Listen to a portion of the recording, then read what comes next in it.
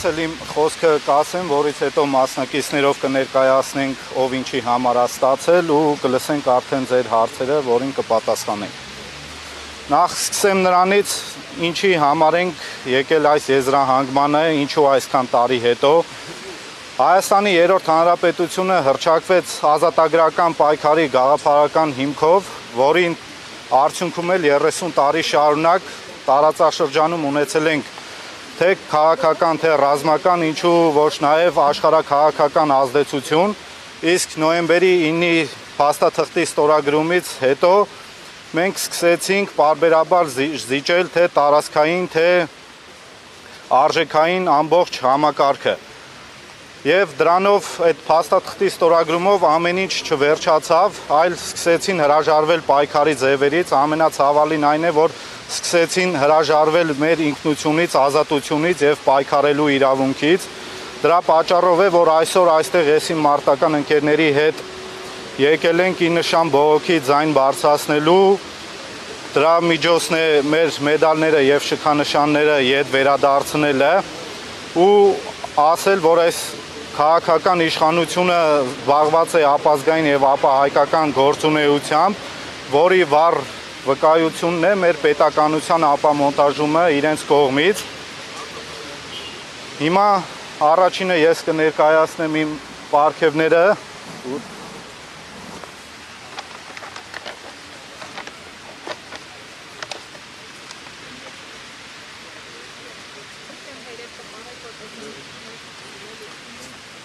Սա Անդրանիկ Օզանյան գերատեսչական մեդալ է, որը ստացել եմ 2012 թվականին ժամկետային ծառայության ժամանակ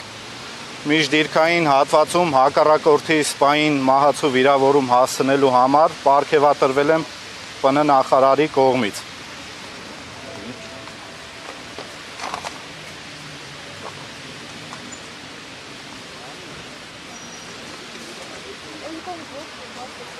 Դրաստամատ Կանայանի գերատեսչական մեդալը ստացել եմ 2016 թվականին քառօրյա պատերազմին կամավոր մասնակցելու համար նորից պաշտպանության նախարարի կողմից։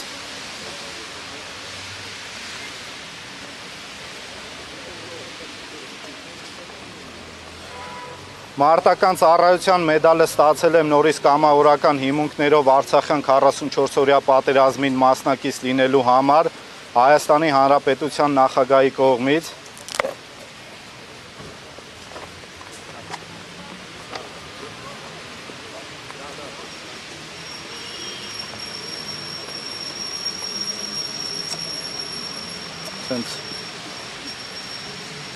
Մարտական խաչ երկրորդ աստիճանի շքանշանը ստացել եմ Արցախի նախագահի կողմից նորից 44-օրյա պատերազմին մասնակցելու համար։